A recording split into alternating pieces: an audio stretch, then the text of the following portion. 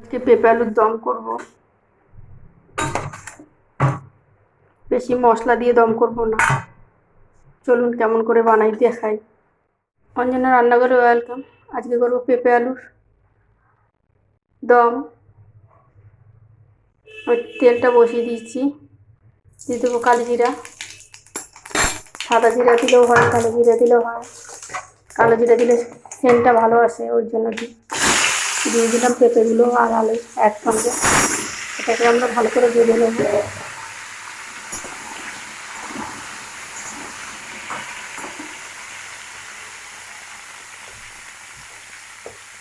Half চামচের মতো নুন দেবো।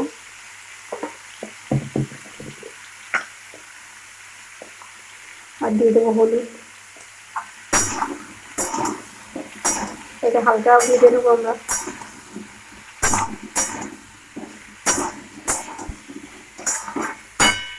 এটা ভাজা হতে হতে আমরা মশলাটা করে নিয়ে আসি। নিয়ে দেবো মিক্সার জারের বাটিটা। দুটো বড় বড় টমেটো ছোটো ছোটো করে কেটে নিয়েছি। আর দিয়ে দেবো আদা কুচি আর 4টা কাঁচা লঙ্কা।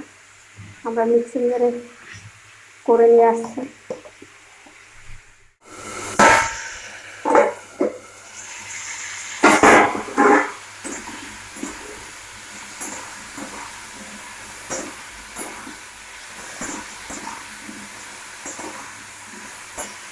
আর একটু হালকা করে ভেজে নেবো। একটা পাত্র নিয়ে নিয়েছি, তার মধ্যে দিয়ে দেবো হাফ চামচের মতো লঙ্কার গুঁড়ো, হাফ চামচের মতন জিরের গুঁড়ো,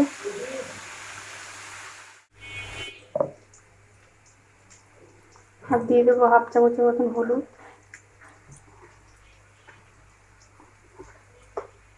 আর দিয়ে দেবো অল্প নুন, কেন আমরা ভাজার সময় নুন দিয়েছি। আমরা মিক্সিং জারে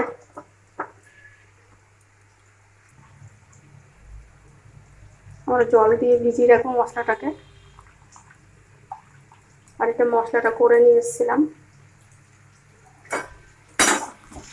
এটা হালকা ভাজা হয়ে গেছে আমাদের।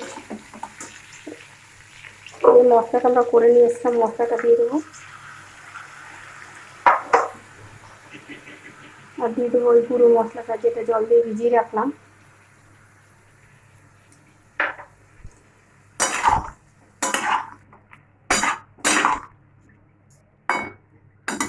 দিয়ে গ্যাসটা কমানোই আছে, আমরা ঢেকে দেবো। ঢাকনাটা খুলে নেবো।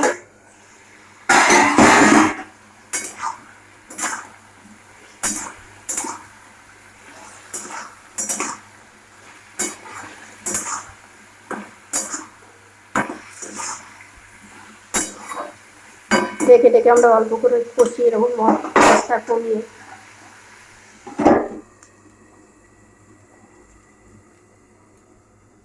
গ্যাসটা বাড়িয়ে দিলাম।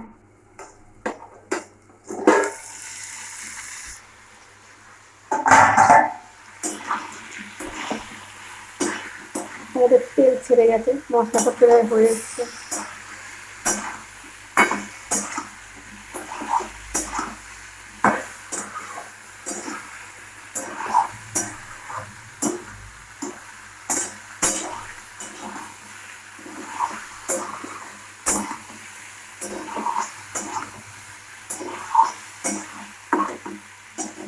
দিয়ে দেবো অল্প করে জল।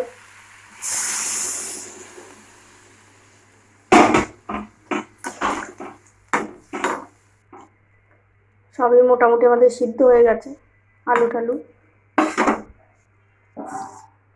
আর একটু দিয়ে দেবো ঢাকা, ঝোলটা ফুটতে যতক্ষণ, তারপর নামিয়ে নেবো।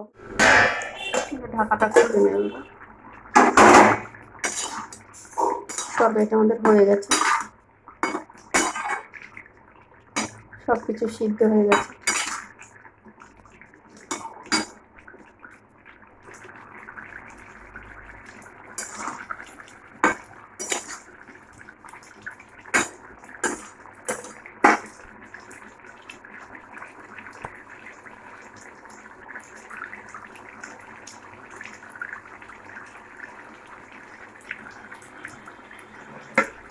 আমাদের তরকারিটা নামিয়ে নেবো।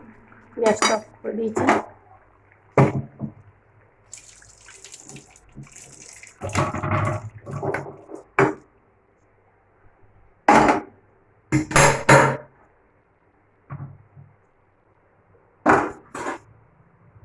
তরকারিটা কেমন লাগলো সাবস্ক্রাইব করবেন, ফলো করবেন, লাইক করবেন।